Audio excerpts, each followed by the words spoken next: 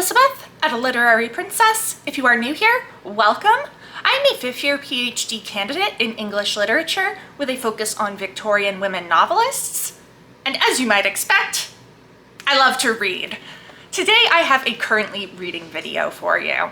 So I'm currently technically reading 5 books. I'm only going to talk about 4 of them because one, writing your journal article in 12 weeks, which I know I talked about in another video, that is on pause at the moment while I deal with some other stuff.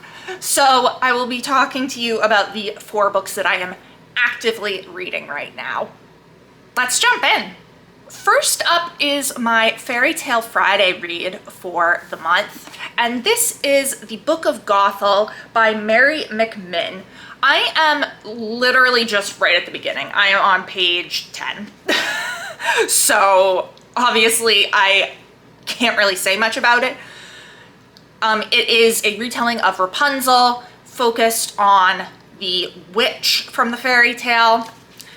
And it is historical fantasy set in Germany in 1156. However, I don't know if it's going to be a frame narrative or if it's going to be a dual narrative and they'll switch back and forth. But the first chapter takes place in the present day.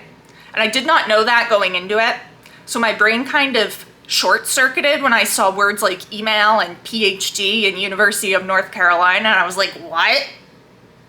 I thought it was historical fantasy. So it seems like it might be a frame narrative. I'm not sure though. I can't really say much 10 pages in. The writing is good so far. I'm interested. We'll see where it goes from here. Next up is a reread for my dissertation. This is A Struggle for Fame by Charlotte Rydell. I read this back in, I guess, 2021. It must have been. I don't know. I am currently a little over halfway through, and I'm really enjoying my reread of this. The next chapter that I write in my dissertation is going to be on this book. So I was like, I haven't read this in 3 years. Time to read it. And I'm taking notes. It's going to be perfect for my dissertation. This focuses on 2 Irish immigrants, Glenn Wesley, who is a young woman who's upper class, but her father has lost all their money, and then Bernard Kelly, who is more middle class, and they both immigrate to London and are trying to make it as writers. I am particularly interested in Glenn, obviously, because I focus on women writers, so the portrayal of a woman writer in a novel written by a woman is particularly interesting for me. But I am also going to be looking a little bit at Bernard Kelly. So yeah, this is great so far. I can't remember what I rated it the first time I read it. It was either 4 or 3. I don't remember, but I'm really liking it. It'll probably be a 4-star read when I finish it, which will hopefully be soon because I wanted this to be a very quick reread because my advisor was like, don't get bogged down with rereading. I was like, I can't quote from it. I need to reread it to quote from it. I am taking lots of notes, and there's just so much about the publishing industry in here. It's just perfect for me. Next up, we have more Victorian literature with my George Eliot project read, the last George Eliot project read. This is The Impressions of Theophrastus Such. This is a literal antique copy from my library that they let me take out. I wasn't going to read from it at first, but I think it was Denise, who's one of my frequent commenters, was like, no, read it from the antique copy. And I was like, you know what? Okay, I'll read it from the antique copy. And it's surprisingly more durable than I thought it would be. Like, I thought it was just gonna fall apart and disintegrate in my hands when I opened it, but it's not bad. The front cover's a little bit loose, but other than that, it's like a pretty well-made book. Anyway, what can we say about this? Oh boy, I am halfway through. I hate it. So this is not a novel. It is a collection of essays from the point of view of this fictional character, Theophrastus such. However, it is very easy to forget that it is not just George Eliot talking at you about philosophy and whatever else she's talking about. I'm heavily skimming. I am not liking it at all. This is just George Eliot's opinions masquerading as fiction, and it's not even like a good masquerade. I hate it so much. Like, I got through the first half pretty quickly, and then I was like, I don't want to go back to this, and I've been putting it off. I should just sit down and finish it, but I don't want to. I hate it so much. I'm so sad that the George Eliot project is going out on such a low note, but I guess they can't all be winners. So yeah, I mean, maybe the second half will blow me away.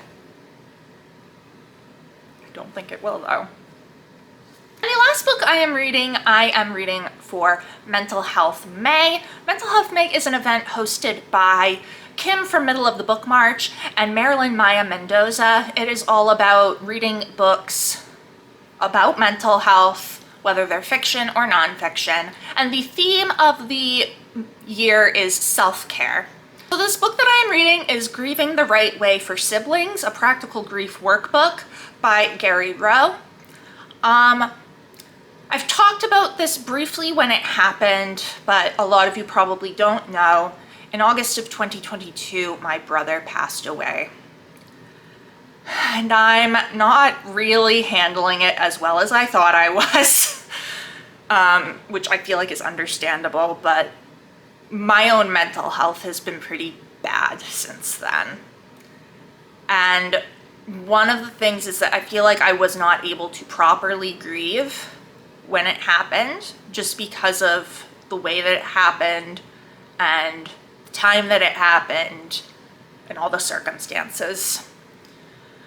So I thought this book would be good for me because A, it's geared specifically for siblings, and B, it is working through your grief through writing, which obviously I am a writer, as I write my dissertation, but I also have written creatively. So I thought that having these prompts and journaling about it might be a productive and healthy way for me to work through my issues. So reading this book is a form of self-care for me, so it goes right with the theme.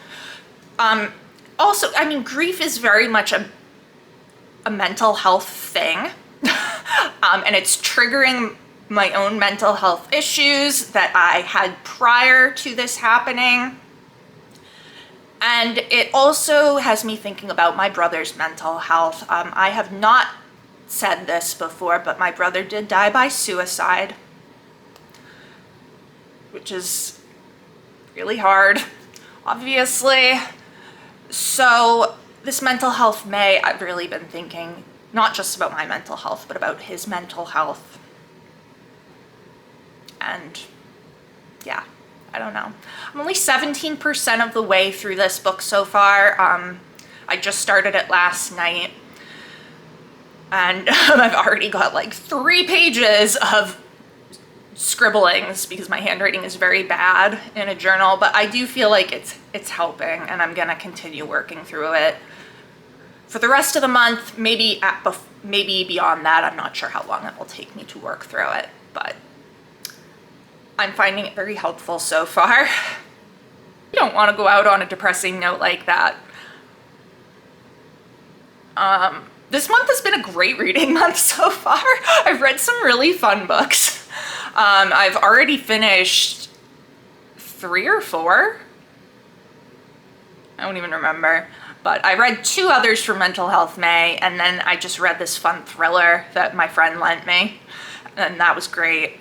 Oh, I've read 5 books already this month. I had an audiobook. I thought I was going to be able to talk about that in this video, but I literally just like flew through it. It was only 5 hours. It was What Feasts at Night by T. Kingfisher, the sequel to What Moves the Dead. That was really fun. I also read Tripping Arcadia by Kit Maquist. That was super fun. And yeah, the thriller I read was It's Always the Husband by Michelle Campbell, I think. And then I read my 2 planned books for Mental Health May, Lonely Castle in the Mirror and Girl Interrupted. They've all been great so far. It's been a great reading month so far. I think other than frigging Theophrastus such, this is going to be a really good reading month. So yeah, that is what I am reading currently and some of the things that I have read so that we're not going out on a really depressing note. Let me know down in the comments below, what are you currently reading? Have you read any of the ones I've talked about? Are you participating in Mental Health May? It has been great chatting with you. I will see you soon. Bye.